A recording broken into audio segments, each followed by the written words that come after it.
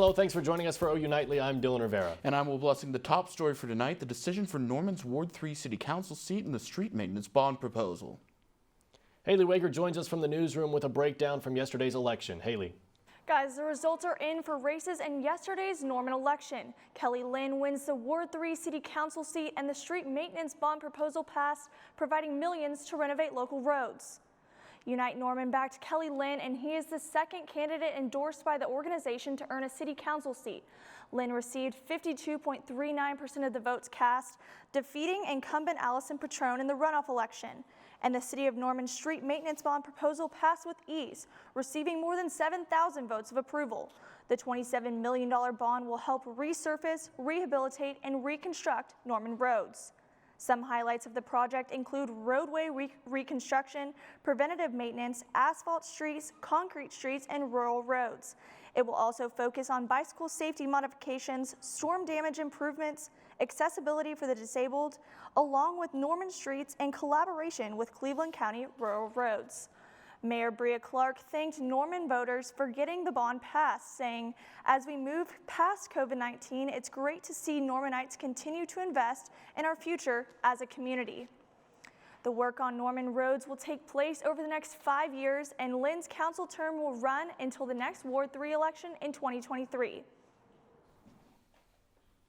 Experts in use of police force testified today in the trial of former Minneapolis police officer Derek Chauvin.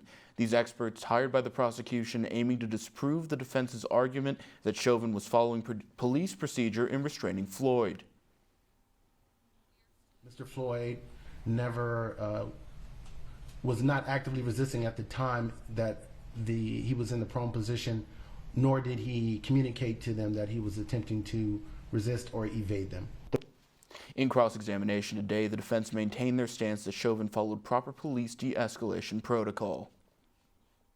The LA County Sheriff's Office determines a cause for Tiger Woods' crash. Katie Arata has the story and today's headlines. Katie? 6 weeks after golf legend Tiger Woods suffered serious injuries in an auto accident, the LA Sheriff says the main cause of the crash was excessive speed.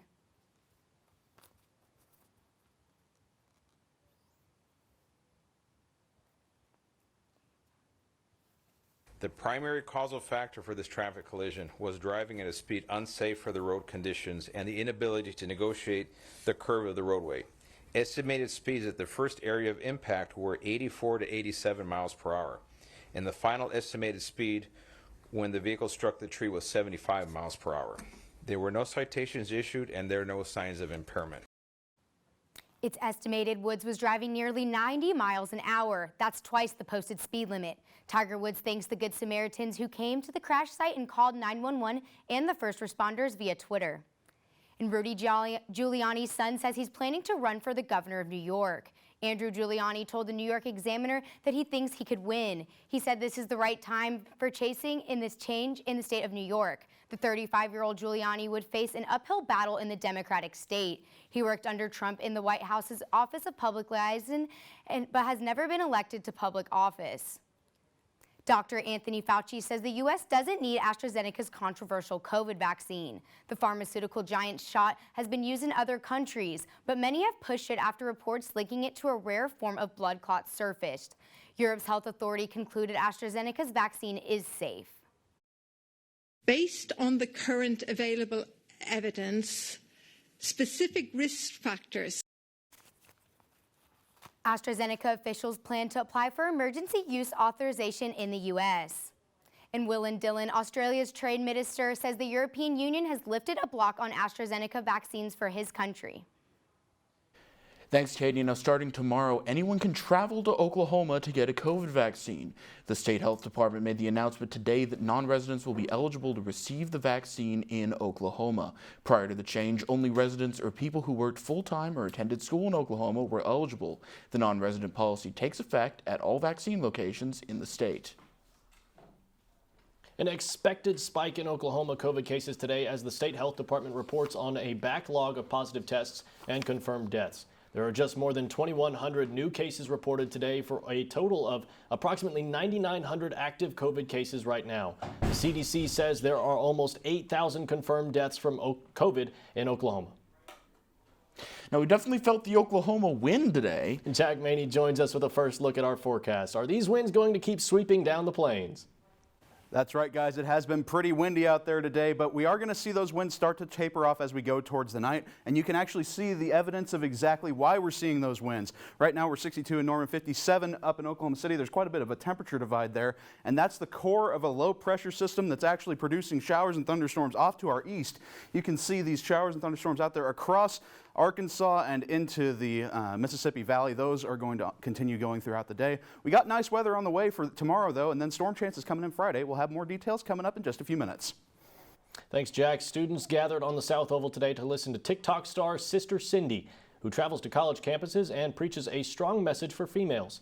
Cindy has become famous for her pleas for female modesty and has gained a huge following. Her hashtag on TikTok has more than 88 million views. Our message is Jesus Christ died for your sins and rose again. Jesus is calling you to repent, to believe in his death and resurrection, to have a relationship with him. And we all know there's a lot of sexual sin going on, so Sister Cindy is also here to say, be a ho no mo. Her presentation lasted about 2 hours and caught the attention of over 100 students. Now, after the break, President Biden makes new remarks about his infrastructure plan, what he's willing to negotiate for, and where pushback's coming from. Plus, Ford Motors is continuing to help during the pandemic. Find out what they've been producing and what communities are being helped when we come back.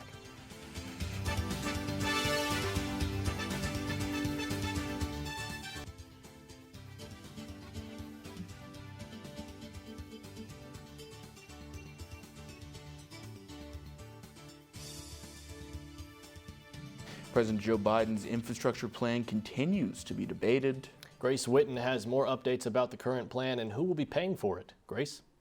Well, and Dylan, President Joe Biden made new remarks today about the infrastructure plan that will open up more jobs. Biden says that he is open to good ideas and negotiations regarding the plan, but inaction is not an option. Also, he will not negotiate imposing a tax increase on people making above $400,000 a year. But Biden's $2 trillion proposal isn't coming without a pushback. Republicans are fighting against the expensive plan, specifically opposing the tax hike for individuals and corporations. First Lady Jill Biden is also making headlines. She announced plans to relaunch the program Joining Forces, which supports military and veteran families, caregivers, and survivors. Biden originally started the plan 10 years ago alongside Michelle Obama. The initiative will focus on employment and educational opportunities for families and their overall well-being. The auto manufacturing company Ford continues to step in to help during the pandemic. The company says it has already delivered 120 million masks to at-risk communities that are disproportionately impacted. They're also producing a PSA with leaders from groups that target minority communities in an effort to combat misinformation about vaccines. In addition to masks, Ford made face shields, ventilators, and respirators.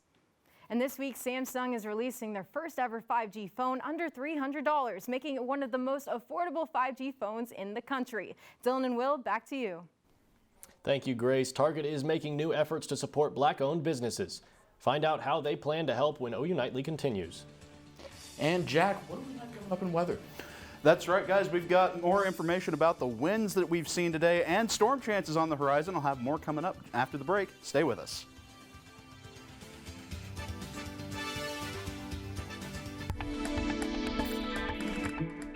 Back to OU Nightly. Looking outside at downtown Oklahoma City, it's been a pretty nice day outside, but you can see these these actually lower clouds. These are kind of whisking off towards the east. Those are in association with a low pressure center that's been giving us our weather today. Right now we're at 62 degrees in Oklahoma City with strong winds out of the west at 25 miles per hour. Looking across the state, we're a little bit chillier off to the north. You can see that those cooler temperatures kind of in a ball across the northern parts of the state. That is in association with a low pressure center. That is the cold core of this low that's sitting right here, and that over the next few days, that's going to go and continue going across and up into Illinois. And then another one, a little baby brother, comes out of Canada and swings through. That's going to be our weather maker coming into Friday and into Saturday morning. Looking across the eastern eastern portions, our friends out in Arkansas, you can see quite a bit of shower and thunderstorm activity going across all the way through Arkansas, and now it's starting to approach the Mississippi River Valley. There's a tornado watch in effect until 8 p.m. out there tonight. Pretty significant severe weather expected across the eastern part. In case you know anybody out that way, might give them a heads up and just let them know what's coming their way. Looking at our future radar, though, for Friday, we're going to see a pretty intense wave of storms start to fire up as a cold front approaches from the northwest. That's going to continue into the evening hours of Friday, and give us our next rain chance. That's going to be mostly along I-44 and to the south and east. You're going to see the best chances of severe weather and thunderstorms across southeastern Oklahoma, and there is a slight risk in effect out there. Mostly golf ball size hail and 60-mile-per-hour winds possible, but we can't rule out a couple of tornadoes. It is that time of year out here on the plains. Looking ahead into the rest of the week, though, we're seeing that cold front that we've got right now. That's going to swing on by. We'll be cooler tonight in the 45 degrees here in Norman, but we'll start to warm up for Thursday and into Friday before our next cold front rolls in. That's going to be responsible for our cool down and our severe weather chances on Friday. We'll start to warm up into the weekend again before our next cold front rolls in on Monday, bringing another possible chance of storms and more cool temperatures coming into next week. You can see on our 7-day forecast, we're going to be pretty nice Thursday and Friday, but then we'll start to cool down into Saturday, rebound, almost make an 80 on Sunday before we start to cool down. For Monday, Tuesday, and Wednesday, we'll be in the 60s with winds mostly out of the north. Thanks, Jack. Target will spend more than $2 billion on black-owned businesses by 2025. The company announced today they hope to add more products from black entrepreneurs, marketing agencies, and construction companies. This commitment comes as a part of Target's goal to improve representation among their workforce and advance racial equity. The mass retail company will use products from more than 500 black-owned businesses. And last week, Norman PD was called to the scene for what the police confirmed was a stolen car. Sydney Baulier joins us about a recent rise in these types of crimes. Last week, Norman police responded to a call regarding a stolen car right off campus. Although the police were later able to return the vehicle to its owner, crimes of this nature have recently become more popular in Norman. Our 5-year average with regards to motor vehicle thefts is about 210 cases. That we work on an annual basis. In the year 2020, we saw 298 cases. The city saw an estimated 40% increase in car theft.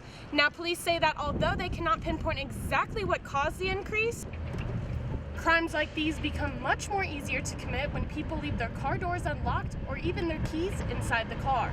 This increase is not just concentrated on the OU campus. It is citywide, and taking proper precautions can prevent you from being a victim of this type of crime. Citywide, we're seeing that people are, not taking those extra steps, removing their garage door openers, locking their doors, making sure that they don't have valuables in their vehicles.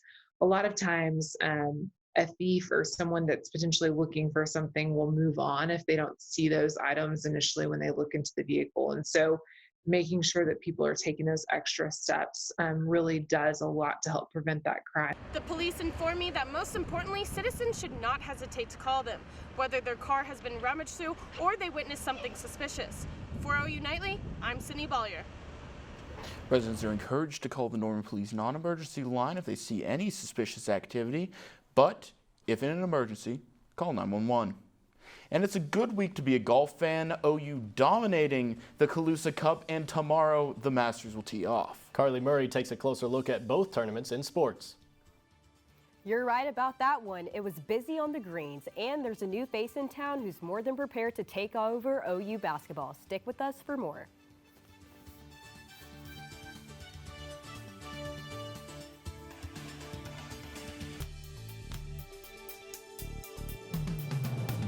Glad to have you back here with us. With college basketball coming to a close, OU has a new head coach, Porter Moser.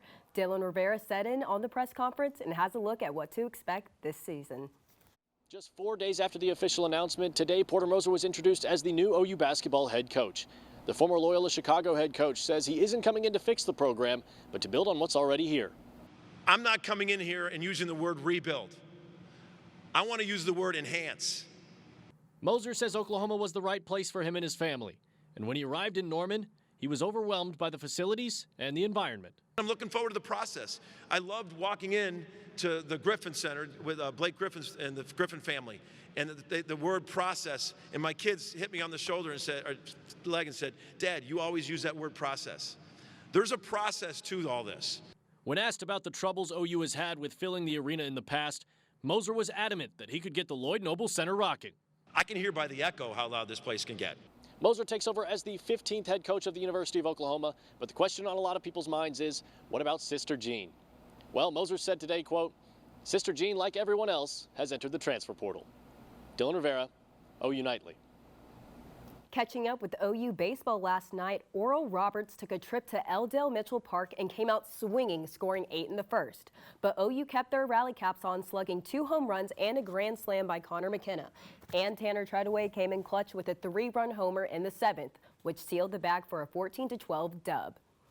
The Oklahoma softball game today versus Wichita State has been postponed due to inclement weather, but that didn't stop Tiara Jennings from scooping up her 3rd Big 12 Player of the Week award and the most of any Big 12 player in 2021. You can watch Jennings and the rest of the Sooners swing back into action this weekend in Waco. You guys are going to flip out when you hear this one. The men's gym team qualified as the #1 seed in the 2021 NCAA championships. With 12 rings on their hand, they look to repeat that 2018 title win. And it's no surprise that the women's gymnast Anastasia Webb is the Region Board Gymnast of the Year. She copped a season high of perfect 10s on vault, bars, and beam. OU tennis served up 2 huge awards this week. For the men, junior Mason Beeler notched his first Big 12 Co-Player of the Week award after earning 2 wins at the #2 spot this weekend. And Devonna Corley has been named Big 12 Co-Player of the Week with 2 double wins over ranked opponents. She also clinched OU's first Bedlam win since 2014. Can I get an OS who? Golf teams Florida State and Georgia Tech thought they clinched, but it was the Sooners who came out on top in the Colossal Cup.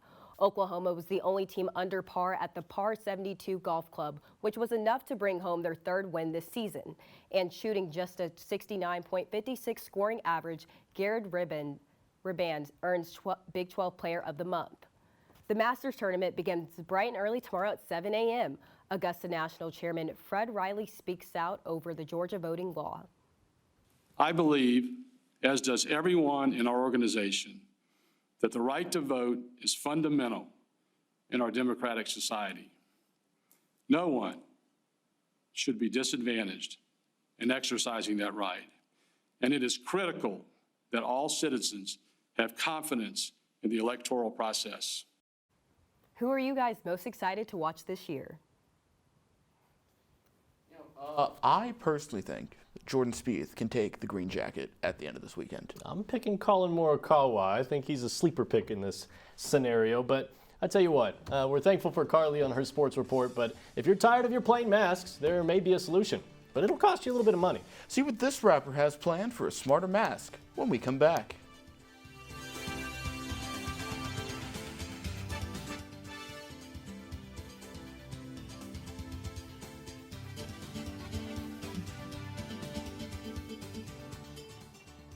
I'm Michael Martin at the OU Nightly Update Desk. Governor Kevin Stitt announced he has appointed Rick Nagel to the University of Oklahoma Board of Regents. Nagel is a Norman investment executive, OU graduate, CEO, and managing partner of Oklahoma City-based Acorn Growth Companies, which invest in aerospace and space companies.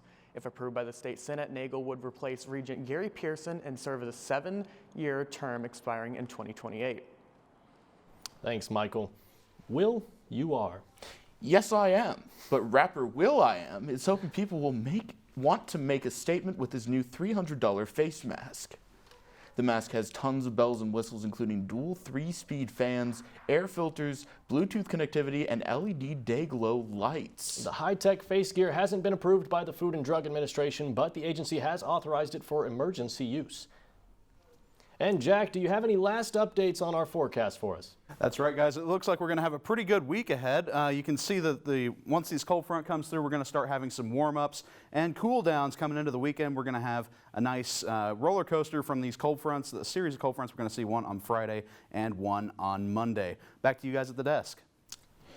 Thanks, Jack. And thank you for watching OU Nightly, brought to you from the corner of Lindsay and Asp. We'll see you back here tomorrow, same time, same place. Have a great night.